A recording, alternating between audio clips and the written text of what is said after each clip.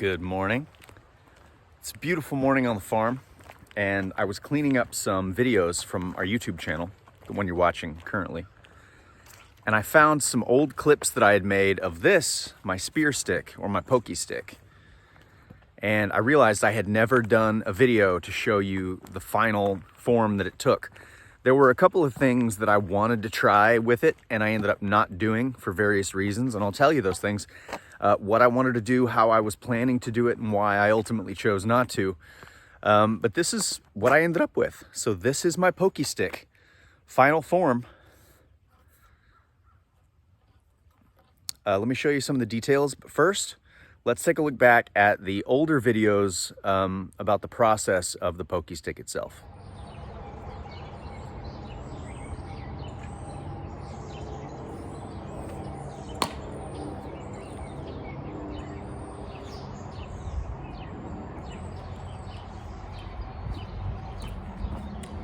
I was supposed to catch this part.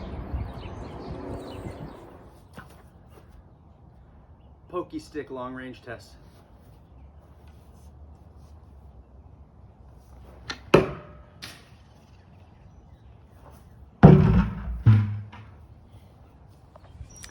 Got a Pokey stick update. Try to make this quick before the wind blows my phone out of this apple tree I've jammed it in. All right, so here's the Pokey stick as you know it. Now before I only had one spike inside, so the handle could actually rotate. And as much as we tried, Dad and I could not get the handle perfectly straight and in line with the rest of that shaft. So there's only one, there's only one way that it fits on there perfectly. So I wanted to stop the handle from rotating. So I added a second spike next to the large spike, just a short little one. And it's drilled in, epoxied in, just like the larger spike, and it is perfectly parallel with it. And then on the handle, oops, I now have two holes so that it only lines up the one optimal way. Pretty cool, huh? All right, so here's the Pokey stick. It stands about up to the corner of my eye from the ground. And here are the finished fittings. Now, all of these were copper plumbing pipe that was cut and hammered into place with epoxy to fill the gaps, just regular steel stick epoxy putty. This is like a 1.5, maybe 1.25 inch, no, maybe, I have no idea. Somewhere between 1 and 2 inch thick ash dowel that I ordered online. Here's some reference guides. I don't know how thick it is. I'm not great with measurements. Now, one of the things I loved about this is, as you saw in the video, I can actually fling this hard enough to throw the cap off, and the cap becomes a projectile in and of itself, which is why both ends ended up capped in copper, was so that no matter how it lands, I didn't want to damage or split the wood. So one thing I thought about doing was putting some sort of stabilizer on the head so that when I launch it, much like a staff sling, this would actually become a missile. I didn't want to add fins because that just makes the walking stick look silly.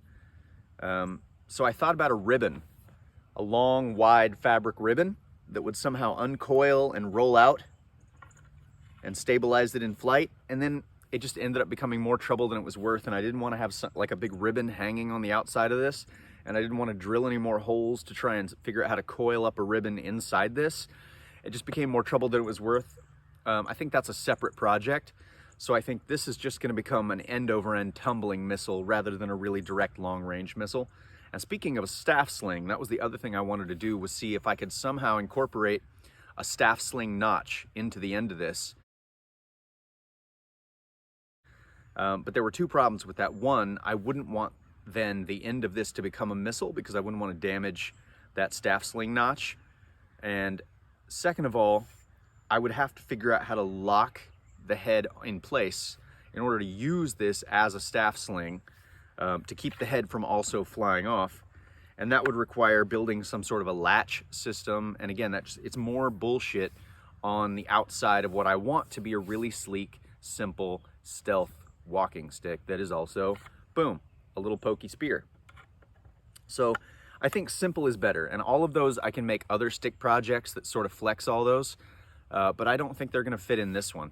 And the other thing is I could have also done it at this end, but to have a staff sling notch that is somehow covered in a protective cup that I can like flip this thing over, pop it. Now that may still happen, and it can always happen because this end of the stick is just a regular ash dowel underneath this rubber shoe. I haven't done anything else to it.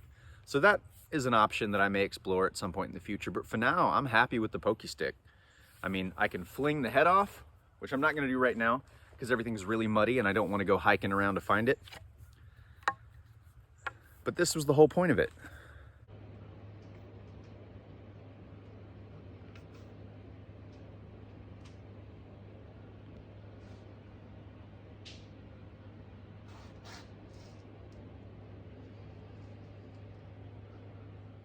To have a big hidden metal spike coming out of the end of my walking stick that I can use to skewer and roast wild, aggressive marshmallows that I may come across on the land. That's it. That's the Pokey stick. I'm really happy with it. Thanks for watching the video. It's good to make another weapon video. I hope to get back to this now that I'm kind of established here on the land and I've got some free time. I've been working on a few things. I'll show you soon. See you later.